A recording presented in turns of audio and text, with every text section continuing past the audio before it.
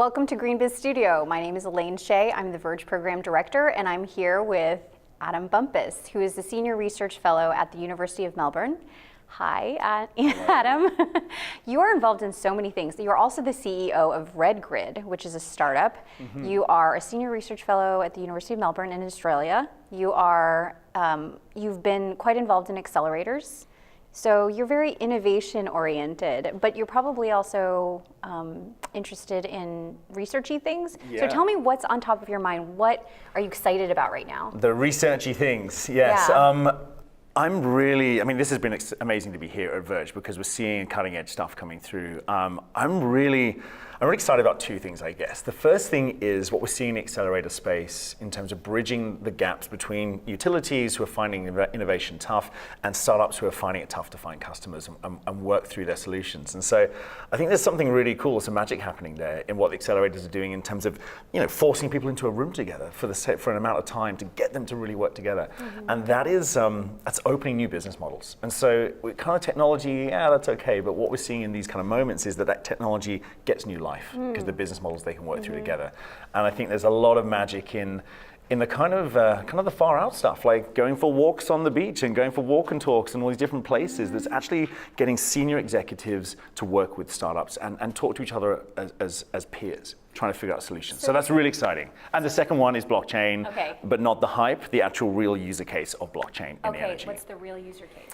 So the real user case is not saying that blockchain can solve everything, because that's the problem. It's a lot of hype right now, especially in energy. But what we're seeing in the use cases in microgrids, what we're seeing it in international tokenization of energy to help make even donations across from country to country to help support other energy initiatives.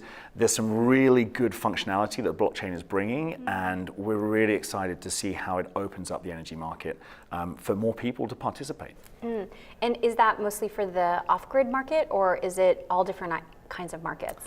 It's all different kinds of markets, actually. It's really starting with the problem. Rather than saying, hey, let's build a massive blockchain solution and try and implement it everywhere. What we're doing is we're talking to organizations who've got problems that are very specific and saying to us, we're challenged here by, for example, getting finance from this country to this country, or energy donations. So that's using cryptocurrency then? That's actually using a token. So it's not a cryptocurrency, it's not using Bitcoin or Ether or any of that stuff. This is using a specialized token that is for these energy organizations to trade between each other because they feel they'd like to transact some value. And so this is quite simple stuff, really, but the blockchain's enabling us to do that much more quickly, much more elegantly, much more simply than we would do through some international bank transfers without having to go out to a market that's up and down the whole time. So this is why it's exciting. So this is actually proven?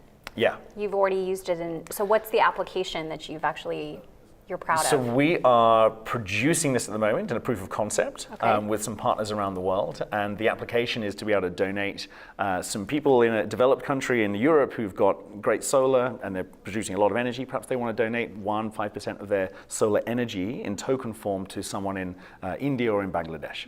And so the idea here is maybe they can donate that through blockchain, which they can, if that's what we're putting together. But then you work out on the other end how you turn that into real value for people. Well, you're clearly a very passionate person, and so I want to ask you why do you do this?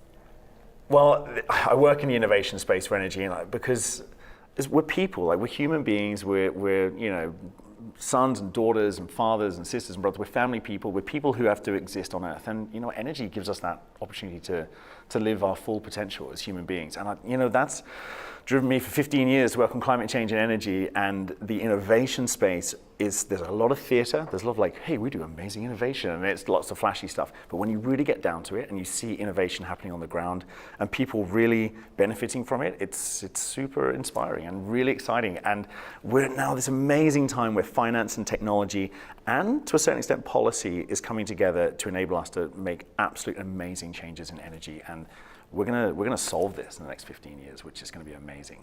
Well, I'm certainly inspired. Thanks, for being here, Adam. It's been great. Thank you.